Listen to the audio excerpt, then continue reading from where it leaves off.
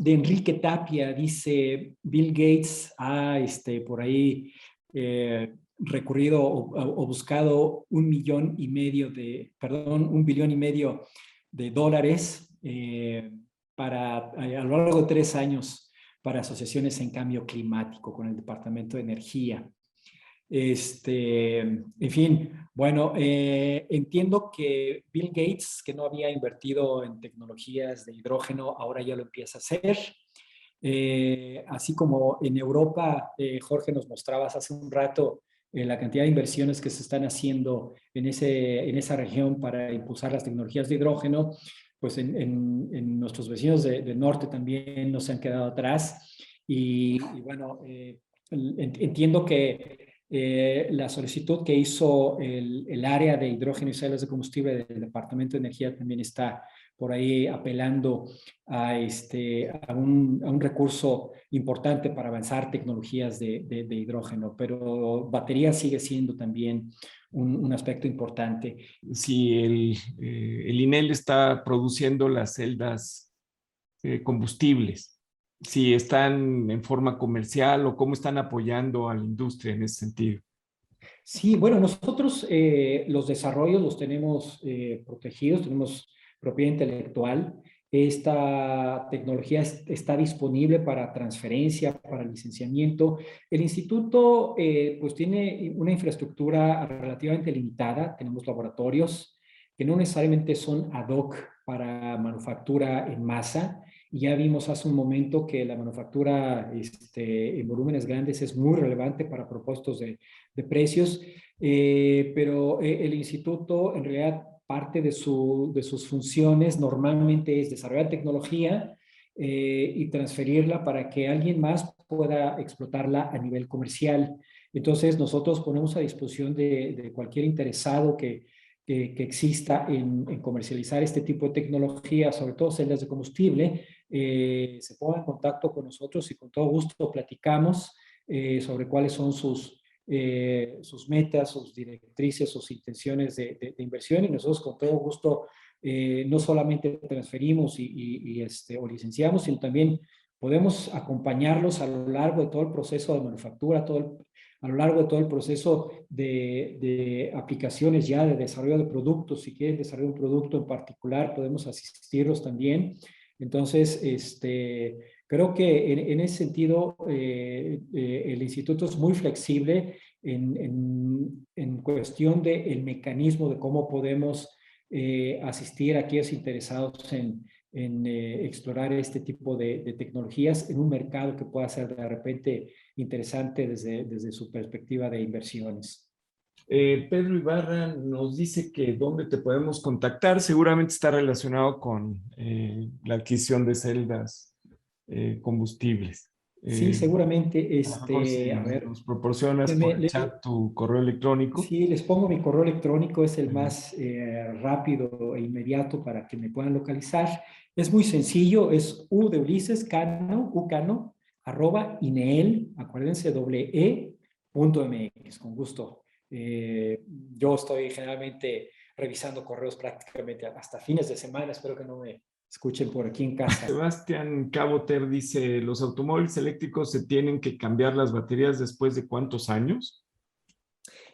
Buena pregunta. Depende mucho del uso de la batería, depende mucho del recorrido, de la manera en que se utilizan. Y eso es una pregunta bien interesante porque esta es una diferencia grande entre las baterías y las celdas de combustible. Generalmente las celdas de combustible, el sistema de control determina hasta dónde le permite a la celda de combustible operar en cuestión de dinámica, en cuestión sobre todo de dinámica, además de las limitaciones que podría tener la celda de combustible o las posibilidades, según lo quiera uno ver. En el caso de las baterías es un poquito diferente. El control también tiene una ventana de operación, pero esa ventana de operación le permite a la batería poder descargarse mucho, muy rápido y cargarse también mucho, muy rápido. Entonces, normalmente un fabricante de baterías nos proporciona una especificación en donde nos dice, si tú la operas de esta manera durante carga o durante descarga, te van a durar tantos ciclos. Si tú lo operas afuera de esos niveles de carga o de descarga, te van a durar menos ciclos. Entonces, aquí es en donde vuelvo a insistir en que el ciclo de manejo, la manera en que manejamos un vehículo, y por lo tanto la aplicación define esto, un ciclo de trabajo, si hablamos de un vehículo eléctrico a baterías, por ejemplo, industrial, define mucho el desgaste, lo vamos a decir así, de una batería de litio. Por ahí se dice, más o menos, que una batería, un sistema de baterías para vehículos de tracción eléctrica pueden llegar a durar entre 3, 5 años, 6 años. Si es de un taxista, por ejemplo, pues esa velocidad, perdón, ese número de años, esa duración, pues va a ser menos. Si es, por ejemplo, una persona que lo usa para ir al súper, para llevar a sus hijos a la escuela, pues a lo mejor, si es en uso urbano, pues puede llegar a tener hasta 8,000 kilómetros de duración la batería. Depende mucho del uso y bueno, en ese sentido, a veces es un poco complicado establecer la vida útil restante de una batería en un sistema de diagnóstico a bordo del vehículo eléctrico, que las empresas están intentando tenerlo, pero ciertamente es muy, muy complejo. El hidrógeno abre grandes oportunidades, pero ¿qué tan difícil es hacerle mantenimiento y qué piezas se tienen que recambiar con qué frecuencia? Bueno, curiosamente, muy similar a las baterías perdón, a los vehículos a baterías, que son los dispositivos electroquímicos que generan la electricidad o que devuelven la electricidad para la propulsión. En el caso de los vehículos con hidrógeno, son las celdas de combustible, que son dispositivos electroquímicos también, que son los que pueden sufrir mayor desgaste, porque es el corazón, es el generador de electricidad y por lo tanto es el generador de ese tipo de vehículos. Normalmente para un vehículo, por ejemplo, de transporte personal, para vehículos a gasolina se establece una durabilidad de unas 5,000 horas aproximadamente. Puede variar, insisto, en función de la duración, perdón, de la aplicación. Y bueno, cualquier tecnología que apunte a ser competencia de un vehículo a gasolina tiene que aspirar a tener una durabilidad de alrededor de 5,000 horas. En el caso de las celdas de combustible, hace algunos años todavía había retos por superar porque las membranas que utilizan las celdas de combustible no duraban suficiente o los catalizadores se degradaban antes de tiempo, se envenenaban, en fin. Hoy en día estos componentes están garantizados por los proveedores de esos componentes por hasta 15,000 horas y entonces las 5,000 horas pues se superan. Pero otra vez, al igual que las baterías, las celdas de combustible pueden sufrir mayor desgaste de algunos componentes si también su uso es abusado desde el punto de vista operativo. Hay ciertas aplicaciones en donde el ciclo de manejo está muy predefinido. Por ejemplo, un autobús que recorre una ruta específica, sabemos de antemano cuándo va a acelerar, hasta dónde puede acelerar, cuándo va a desacelerar, cuántos kilómetros va a recorrer, etc. Entonces, es muy previsible. En el caso de baterías también, no importa si es de baterías o de hidrógeno. Y es por eso también que este tipo de mercados pueden tener oportunidades muy interesantes porque son más controlables desde el punto de vista de duración, de gasto de operación, de gasto de mantenimiento y a final de cuentas del costo total de propiedad del vehículo. Entonces, sí, perdón que no pueda dar una respuesta cualitativa o cuantitativa de horas o de kilómetros, pero así es como ocurre. Dependiendo del desgaste, dependiendo del uso, tendremos que, pues como cualquier coche, ¿no? Si no lo tratamos bien, pues nos va a durar menos, ¿no? O si abusamos de él, también nos va a durar menos. ¿Cómo se puede implementar un sistema de transporte colectivo a hidrógeno en México como en China? Sí, En México. bueno, a lo mejor para empezar tenemos que reconocer que en China están los principales fabricantes, por ejemplo, de vehículos eléctricos, por lo menos a baterías, y a hidrógeno. Ahora también están creciendo mucho las empresas que están fabricando vehículos o autobuses a hidrógeno. Híjole, la disponibilidad de los equipos cuenta mucho, tanto del vehículo terminado, si yo quiero comprar un vehículo a hidrógeno en México, lo tengo que importar y posiblemente lo tengan que importar de Norteamérica, de Canadá, de Estados Unidos, posiblemente de Europa, este, posiblemente de China también, ¿no? Si estoy buscando por ahí otras opciones. En México no tenemos quien nos venda un vehículo. Si quisiera yo tener una flotilla, tengo que pensar también en la infraestructura que voy a requerir para poder abastecer estos vehículos con este gas, que no es tan complejo. Las empresas gaseras, digamos, internacionales o globales, de las cuales tenemos mucha presencia en México, pues por décadas y décadas han manejado este combustible y tienen tecnología para poder proveerla en este país. Entonces, ese no debería de ser problema. Los vehículos también se pueden integrar en México. En México yo creo que algo que no nos hemos atrevido a hacer es a ver más arriba de lo que tenemos enfrente. Y Sí. perdón por esta respuesta, pero miren, tenemos de veras que tenemos capacidad para hacer autobuses eléctricos, no solo con Claro. baterías, también con hidrógeno, porque tenemos tecnología. Este es un ejemplo, no solo, el INEL no es el único que ha trabajado con tecnologías de hidrógeno. Creo que quizás lo que nos hace falta desarrollar son estas cadenas de proveeduría, estas cadenas de valor que son muy relevantes, por supuesto, para tener una industria un poco más madura, que no es nada más el caso en México, en otras regiones también no está tan madura, pero ya se va desarrollando. ¿Qué hace falta en México para tener algo como en China?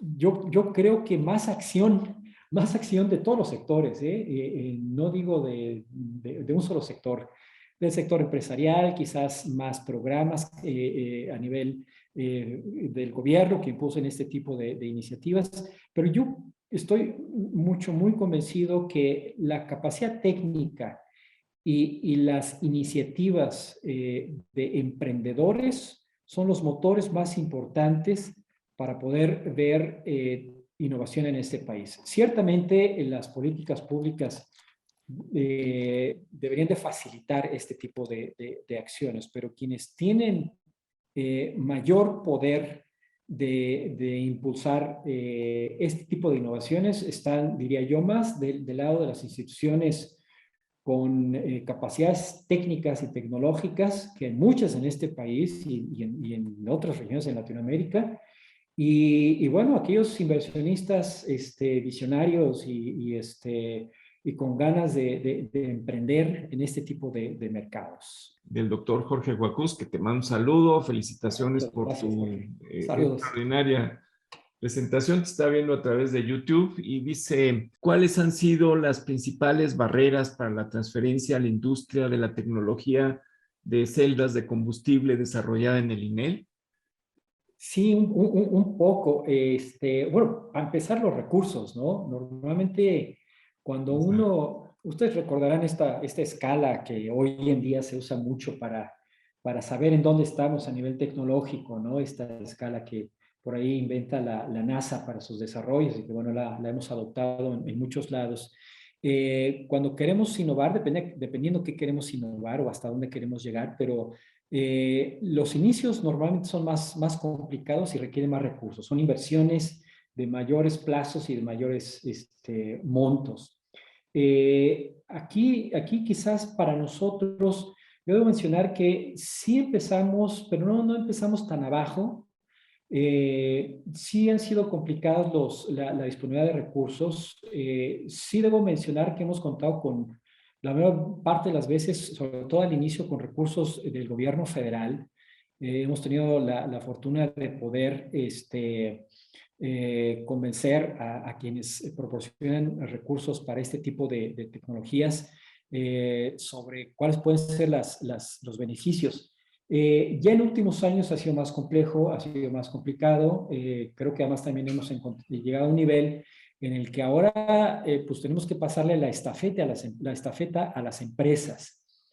Eh, Hay muchas cosas que podemos mejorar, por supuesto, a nivel local, nosotros, para lo cual también vamos a requerir o podríamos requerir recursos, pero ahorita estamos en una etapa en la que nos encantaría poder transferir esta tecnología hacia proyectos ya de aplicación en México o en cualquier otra parte del mundo. La segunda No sé si pregunta del contesté doctor Wacuz dice, ¿cómo impactaría cada alternativa el crecimiento y operación del sistema eléctrico nacional en un escenario de despliegue masivo? En cuestión de hidrógeno y bueno, baterías también. Baterías tienen por ahí un papel bien relevante asociado a las renovables. El almacenamiento de energía hoy se percibe como un punto clave para poder facilitar las fuentes renovables de energía, que bueno, pues sabemos que normalmente no son continuas, tienen una cierta variabilidad, lo cual hace complicado el despacho de repente y bueno, poder primero almacenar esta energía en algún lado y después utilizarla para cuando pues, la demanda es más grande que la generación. De entrada ya es eh, una posibilidad de poder aprovechar tecnologías como las que platicamos hoy, ¿no? Como las que revisamos el día de hoy, que son las baterías de litio y bueno, el hidrógeno y su par, celdas de combustible. Pero en el caso de hidrógeno, pues las posibilidades son todavía más numerosas. El hidrógeno con las celdas de combustible pues puede generar electricidad de tipo estacionario también. Eh, bueno, esta electricidad, las celdas de combustible generan calor cuando operan, puede ser utilizada, por ejemplo, en sistemas, por ejemplo, combinados de potencia y calor.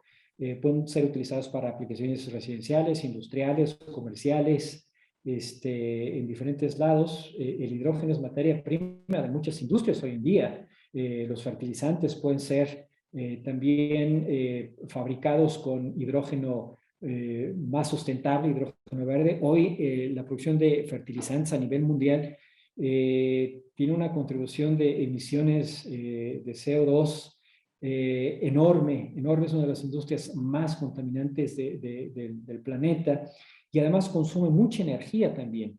Y consume hidrógeno, entonces para producir fertilizantes sustentables o más sustentables de menor huella climática o de menor impacto climático, pues el hidrógeno puede existir. Y bueno, hay tecnologías como electrólisis por ahí que también hemos trabajado, hoy no platicamos de ello, que permiten aprovechar diversas fuentes de energía renovable como la solar, la eólica, otras y utilizar la electricidad para alimentar electrolizadores, generar hidrógeno y utilizarlo más adelante, ¿no?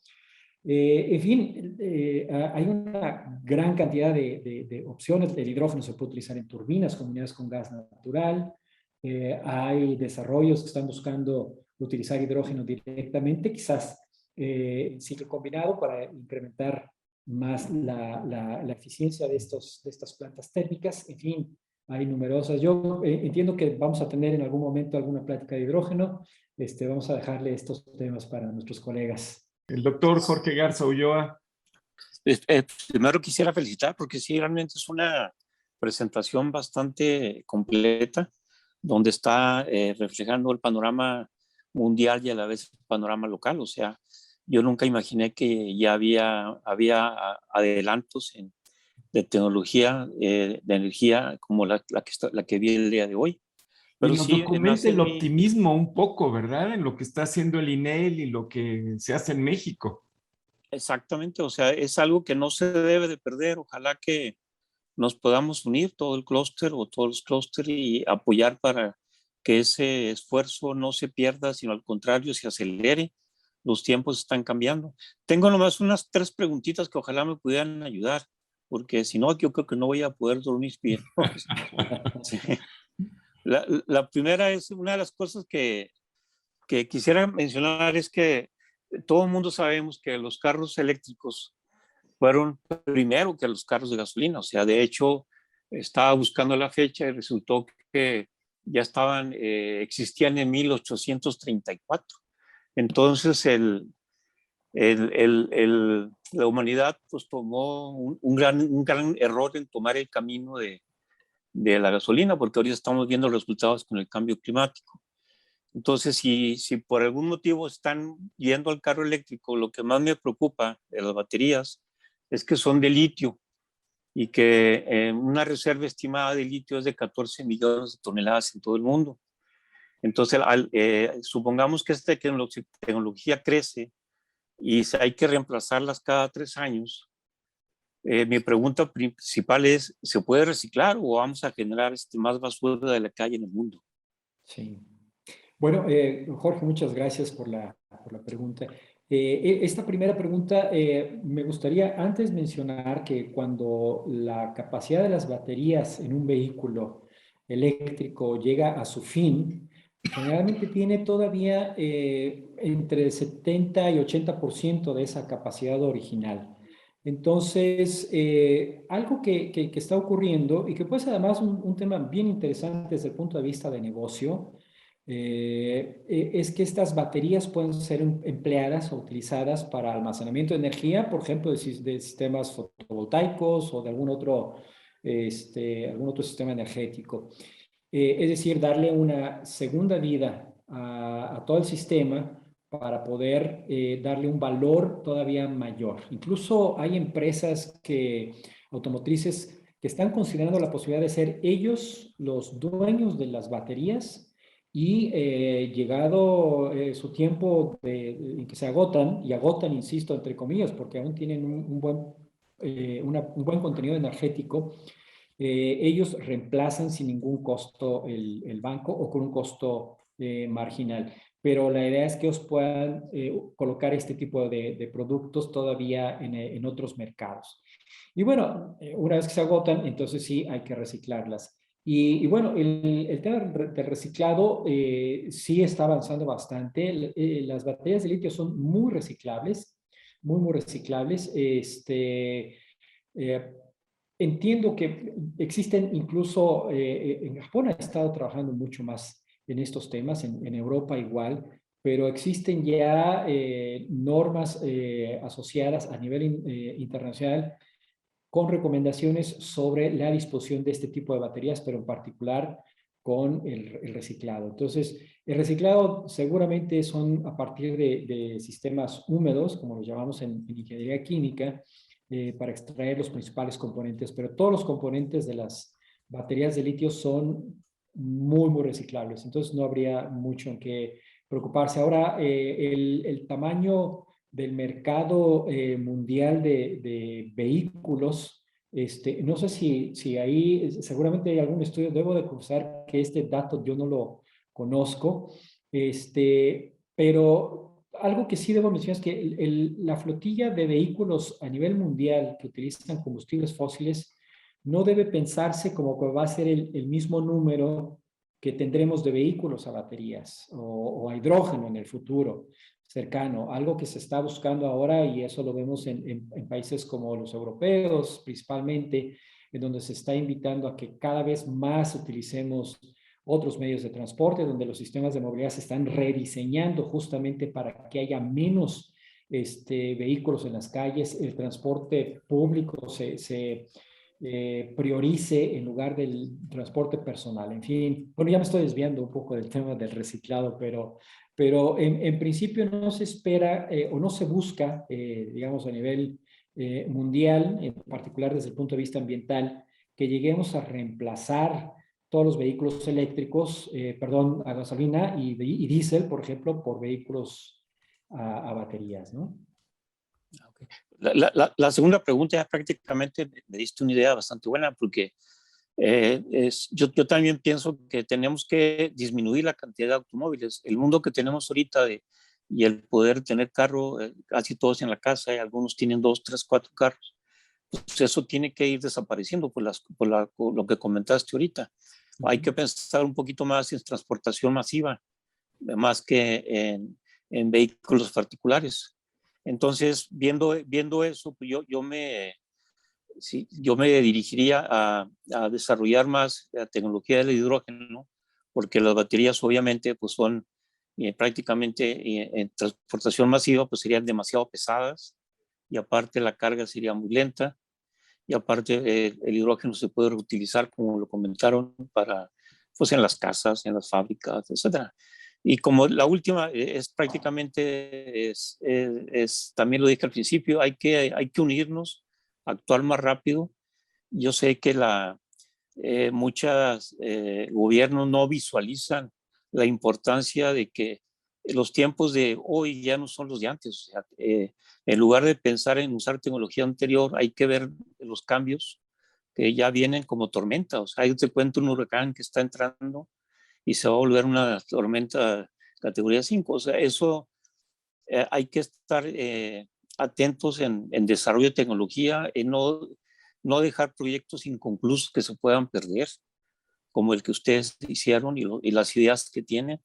No sé si podríamos formar una asociación nacional o unirnos a uno para empezar pues a tratar de aportar ideas primero de cómo resolver el problema y agilizar el proceso de la evolución de energías verdes, sobre todo en nuestro país. No, con gusto. Y bueno, aprovecho para mencionar que INEL ha ido participando en la formación de grupos que estamos interesados en promover la electromovilidad. Hace cerca de 5 años formamos una alianza que llamamos para la industria del transporte eléctrico avanzado, APTA. Hacemos un evento cada año. De hecho, una de las expos que mencionaba yo hace un rato fue en una expo en Santa Fe, en la Ciudad de México, que era parte de estos eventos. Si me escriben, con todo gusto. Hay otras agrupaciones también con otras organizaciones. Hay una serie de esfuerzos que se están dando también en México con otras organizaciones de todo tipo. En APTA lo que hemos querido buscar es que haya empresas que puedan ponerse en contacto con instituciones de desarrollo tecnológico para que puedan encontrar el apoyo que a veces se requiere y bueno, a partir de ello formar justamente estas alianzas pues que den oportunidad de que la gente sea exitosa en estas iniciativas de desarrollar vehículos, de desarrollar sistemas, de vender coches, etcétera, ¿no? De promover la electromovilidad en este país. Nuestro amigo el ingeniero Arturo Vaca, que nos está viendo también en Zoom, pregunta aquí si pudiera migrar ya el transporte público de Ciudad de México a vehículos eléctricos, ¿elegirías batería o hidrógeno o un sistema híbrido? Muy buena pregunta, ¿eh? Sí, buenísima pregunta. Gracias, Bueno, Arturo. híjole, hoy en la mañana tuve una conversación con un colega y me temo que podría no estar de acuerdo en lo que voy a comentar. Desde el punto de vista de implementar sistemas de movilidad, creo que los sistemas con baterías se ven relativamente más simples porque no hay que hacer muchas modificaciones al lugar donde se van a implementar. Los vehículos a baterías, creo que hay muchos esfuerzos por tener, y hay muchas propuestas de gente que han hecho vehículos a baterías. Nosotros trabajamos también por ahí con vehículos a baterías y quizás el conocimiento que se requiere sea un poco más a la mano. Hay menos especialistas en hidrógeno que especialistas en ingeniería eléctrica, por ejemplo, ¿no? Que es muy importante para la planta potencia a base de baterías, que es importante para la infraestructura de recarga de los vehículos a baterías. No me animaría a dar una respuesta absoluta. Transporte público, creo que puede encajar ambos. Las implicaciones de tener una estación de hidrógeno en la Ciudad de México, por ejemplo, además del costo que ya nos mencionaba por ahí Jorge, tiene que ver también con temas de seguridad que hay que revisar, que hay que, pues no sé, desarrollar, porque no están desarrolladas en este país en general. Nada que no sea salvable. Técnicamente cualquiera de las dos opciones puede ser viable desde el punto de vista funcional. En todo caso, para cada aplicación sí hay que revisar específicamente bajo qué condiciones queremos utilizar estas tecnologías. Ya mencionaba yo, los ciclos de manejo son muy importantes, las velocidades de carga, Si la aplicación tiene transitorios, tiene aceleraciones, tiene requerimientos de potencia muy grandes, puede tener impacto en el costo, puede tener impacto en la configuración y puede hacer no muy viable esa decisión. Yo diría que para tomar una decisión nos acerquemos a instituciones como Enel y algunas otras que pudiera haber por ahí con alguna experiencia para explorar, bueno, hacia dónde quisiéramos orientar una aplicación, a qué mercado. Ah, pues es el mercado de transporte público. ¿Qué tipo de transporte público es? ¿Es minibús? ¿Es un microbús? ¿Es un autobús grande? ¿Es tipo metrobús? ¿Es un taxi que también puede considerarse a veces como colectivo, como los peceros de Ciudad de México? Para cada una de estas aplicaciones podría haber una respuesta muy diferente, ¿eh? Mira, aquí tenemos una pregunta, bueno, todas han sido extraordinarias, ¿no? Y es de Daniel Gutiérrez desde Baja California. Ah, muy bien. Por cierto, tienes una cantidad de felicitaciones que, bueno, no sabes, Ah, ya muchas casi gracias. saturan el YouTube. Pero Muchas nos gracias. dice aquí, bueno, ¿qué opinas de la aeromovilidad eléctrica y que se puede hacer en México en este ramo? Pero tal vez la pregunta que más me llamó la atención es, ¿cuánto debería ser el verdadero costo por litro de combustible para cargarle al 100% de las externalidades que afectan al cambio climático? Es decir, pero la pregunta adicional que seguramente muchos tenemos aquí, gracias Daniel, es ¿cómo compararías el precio en sí de la gasolina con el precio del hidrógeno, verdad?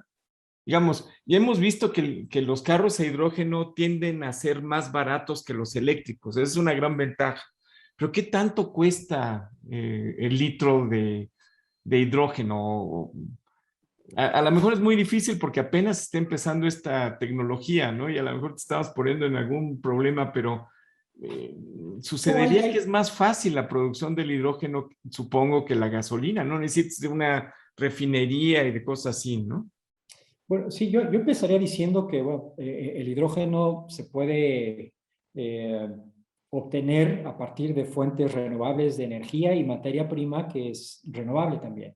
El caso del hidrógeno verde que utiliza fuentes renovables tipo energía solar, fotovoltaica o energía eólica para generar electricidad y agua como materia prima, pues es un ejemplo que podríamos estar produciendo hidrógeno el resto de la existencia del ser humano, ¿no?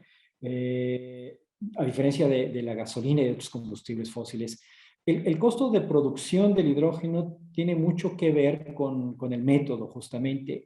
Hoy en día, el método más, digamos, extendido a nivel industrial es la reformación de gas natural, es decir, el hidrógeno tradicionalmente o en las industrias que tradicionalmente consumen hidrógeno lo obtienen a partir de la reformación de gas natural, que es simplemente es una reacción, unas reacciones a alta temperatura con catalizadores, donde se utiliza vapor de agua, en fin.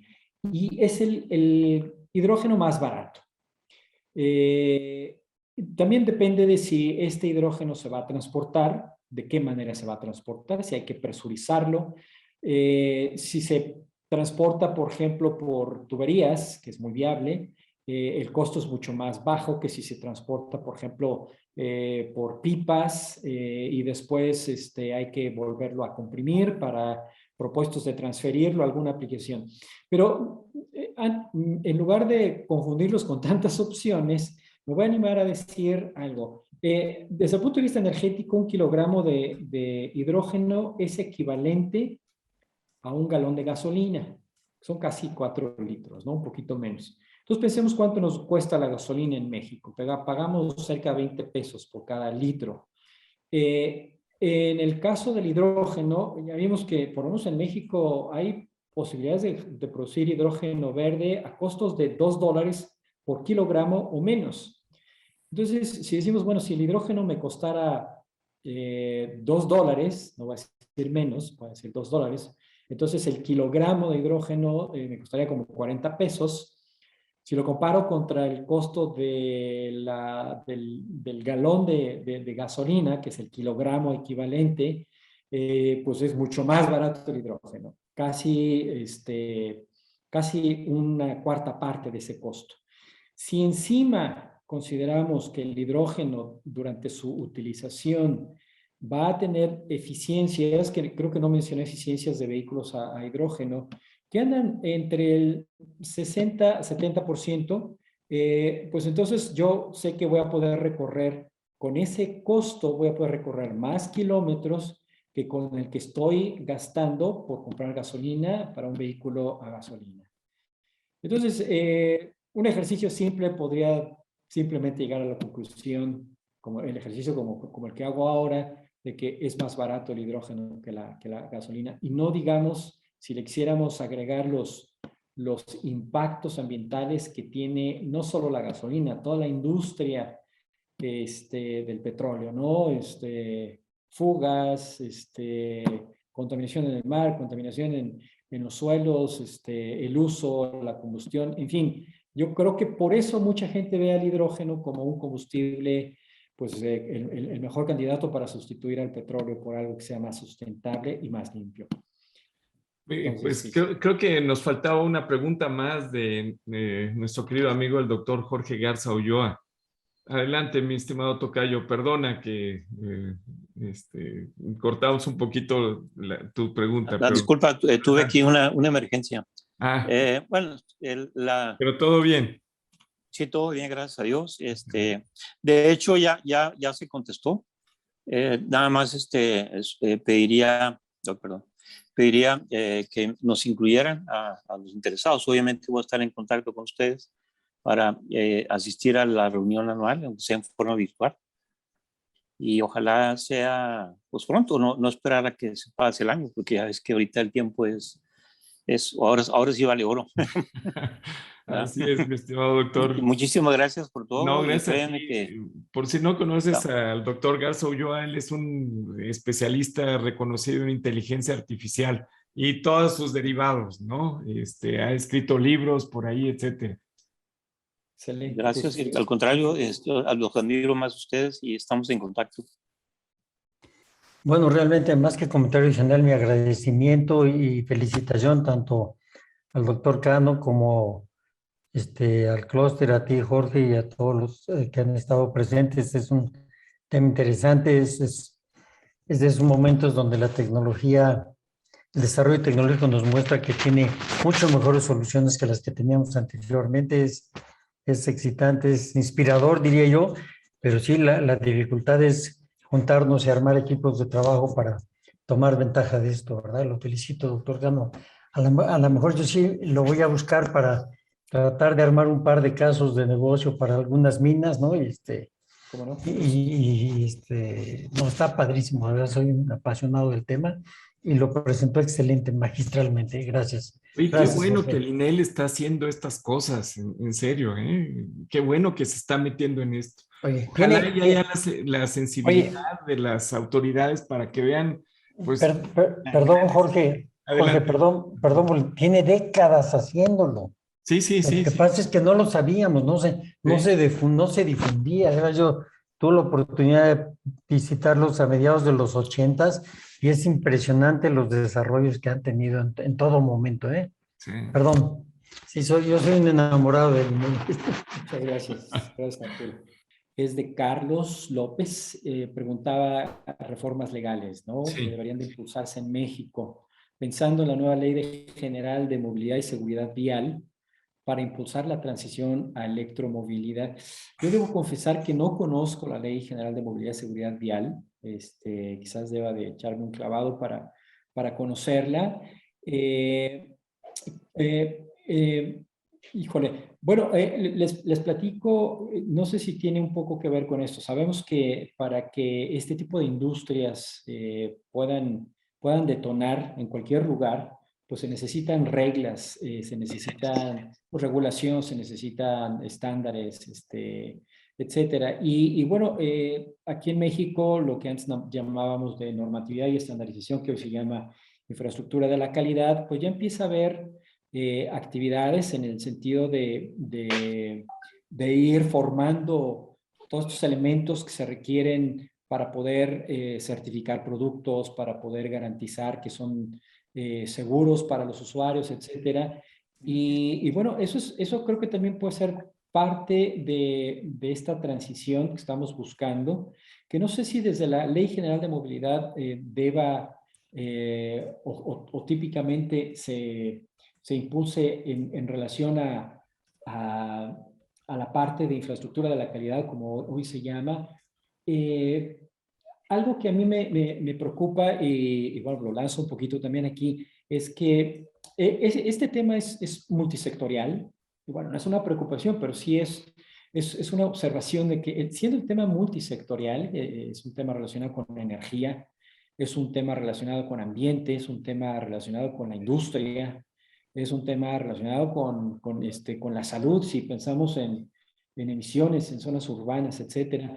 Entonces, es un tema multisectorial que debería de atacarse desde diferentes frentes y a veces veo que lo que puede ocurrir en un sector no necesariamente abarca todos los aspectos que se deben de cubrir para poder incentivar la electromovilidad. Por ejemplo, el sector económico podría estar explorando, y a lo mejor lo está haciendo sin que lo sepamos, podría estar incentivando la inversión en este país para el tema de electromovilidad. Y una de las notas que ponía yo al inicio, pues sabemos que el gobierno está enterado de estos temas. El gobierno creo que sí tiene presente el tema de electromovilidad y bueno, a nivel económico, por ejemplo, pues ya se escuchó en algún momento desde la Secretaría de Economía que habría interés de que hubiera manufactura de baterías en este país. En fin, no conozco otra vez la Ley General de Movilidad, pero sí creo que desde ahí se puede impulsar algunos aspectos que deben de incorporarse en la movilidad. Creo que otra vez el rediseño de los sistemas de movilidad es un punto importante que tenemos que revisar, que me imagino que aquí podría estar incorporado, debería estar incorporado, y desde ahí sí favorecer pues, a los peatones, favorecer el uso de vehículos más amigables con el ambiente, ¿no? A lo mejor desde esa perspectiva. Está muy, muy interesante. Felicidades a todos los expositores. Y me gustaría puntualizar algunas cosas. Es un tema interesantísimo que me ha apasionado a mí desde siempre. Y me gustaría hacer algunos comentarios muy interesantes.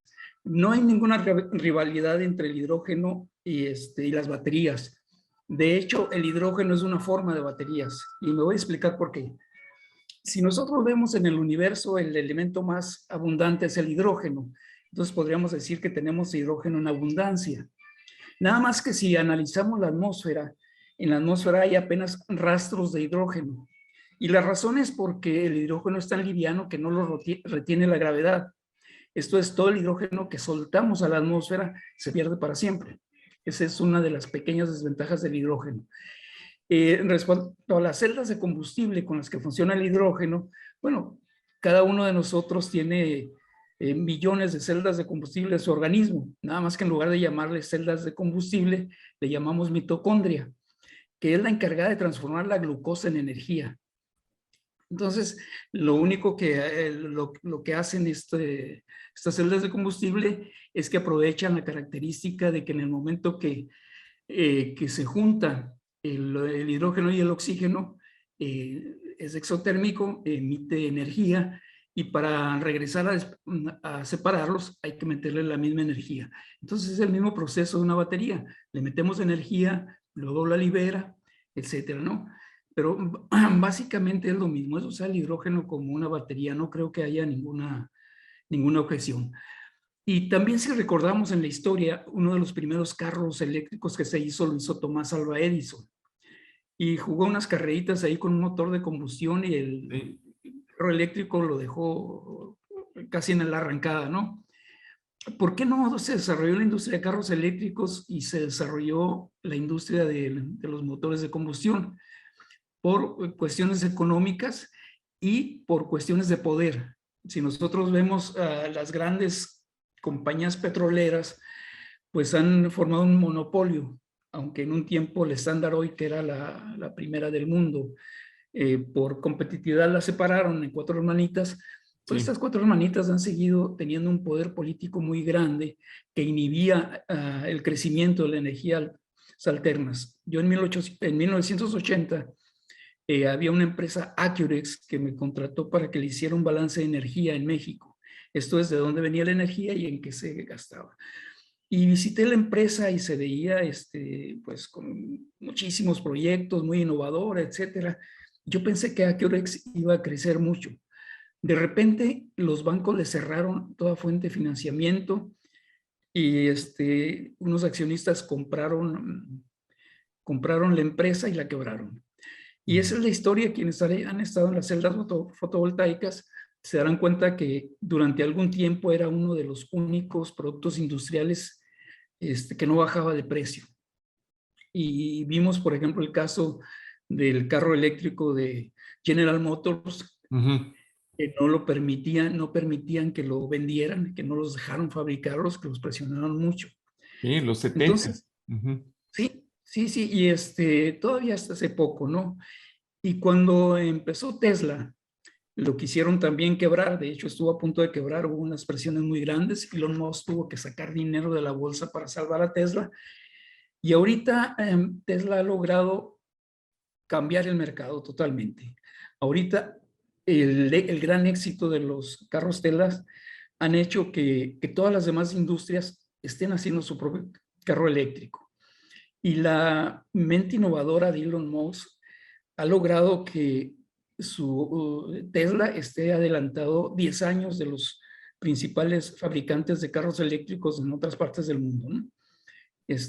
Tesla se ha transformado en una compañía de energía. Ellos están fabricando sus propias baterías, están fabricando paneles solares, están completando todo el esquema y han logrado vencer todos los asedios de las petroleras y ya impusieron el carro eléctrico en el mundo. Este año va a haber más de 1 millón de Teslas en funcionamiento, con lo cual, bueno, realmente el motor de combustión, si no pasa algo raro, pues en unos años va a tener que desaparecer, ¿no?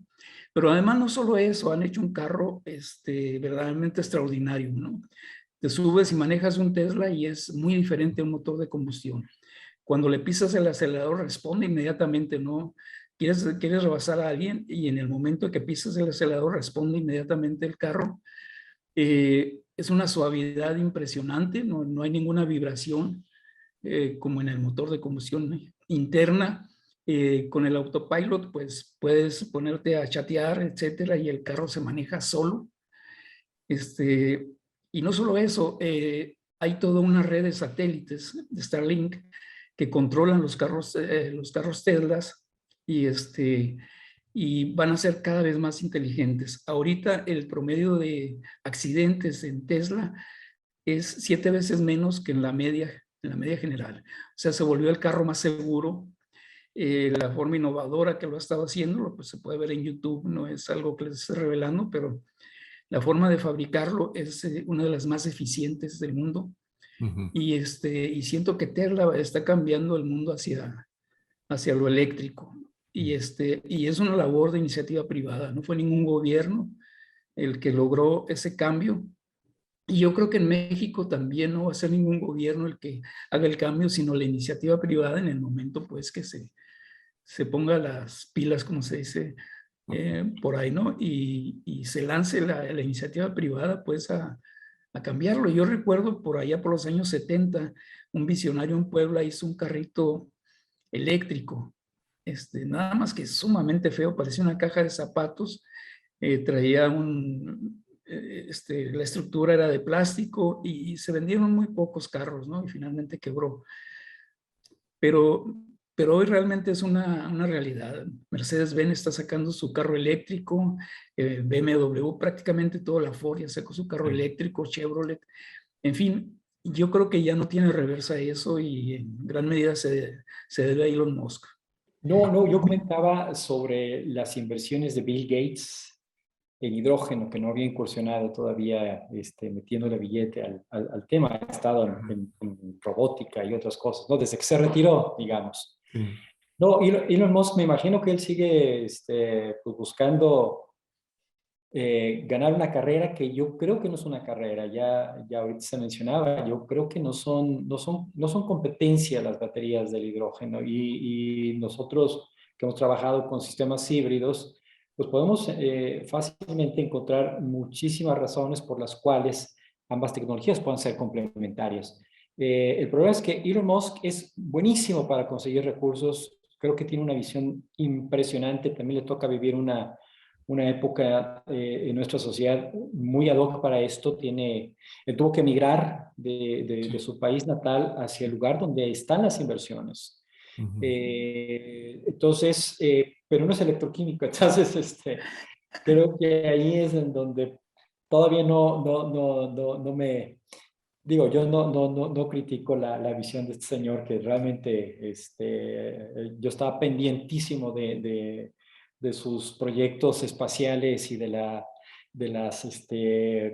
los lanzamientos, etcétera, la llegada de la cápsula a la estación espacial y realmente es un cuate admirable. Pero sí creo que se equivoca cuando descarta al 100% las celdas de combustible, ¿no? A ver si un día lo invitamos aquí a que nos dé una plática. Porque...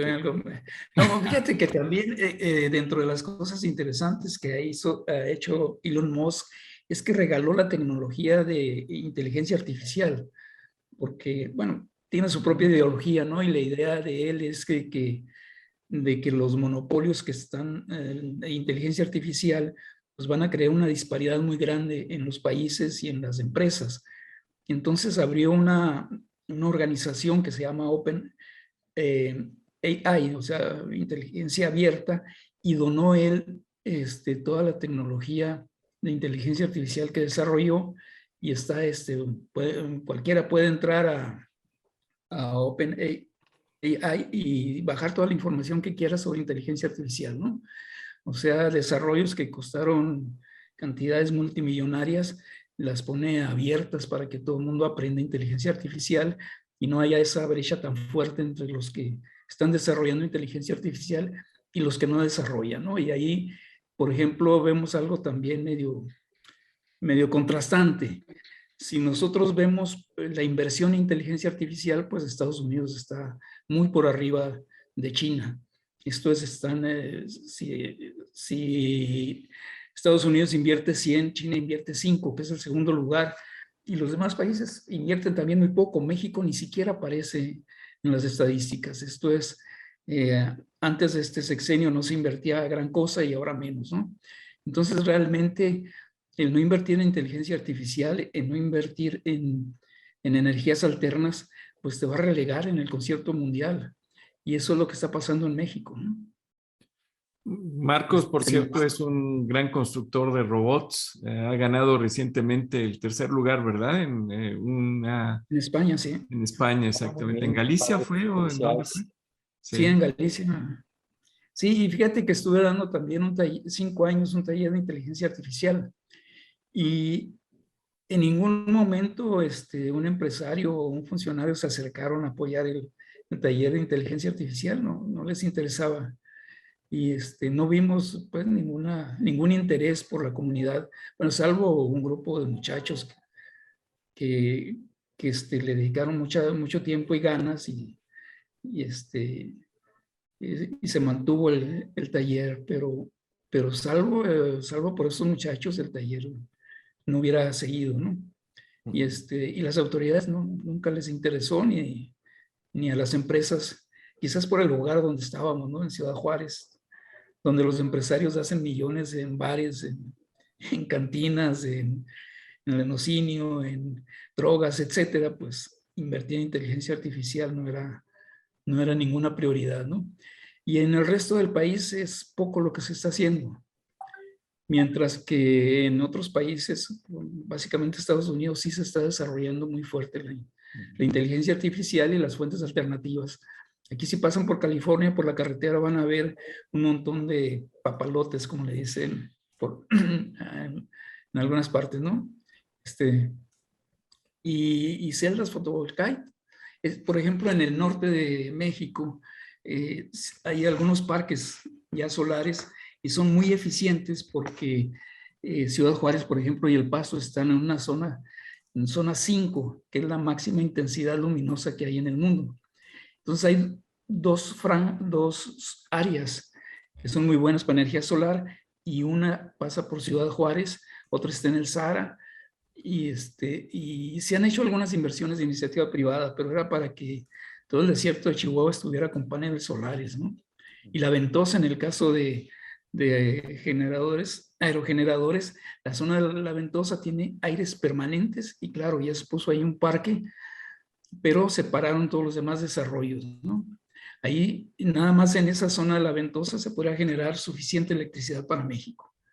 Y en el norte, energía solar también. Bueno, es altamente eficiente producir energía solar en el norte del país. De hecho, con gusto, Jorge, y bueno, gracias otra vez por la invitación, y nada más insistir que lo que yo presenté hoy es resultado del trabajo de un grupo de colegas muy talentosos que trabajan ahí en el INEL. Tengo la fortuna de trabajar con ellos, y bueno, para ellos también va la felicitación y el agradecimiento por su trabajo. Pues muchas gracias, Jorge, gracias a todos y todas, y bueno, pues con gusto estaremos por aquí en alguna otra ocasión. Buenas noches. Bueno.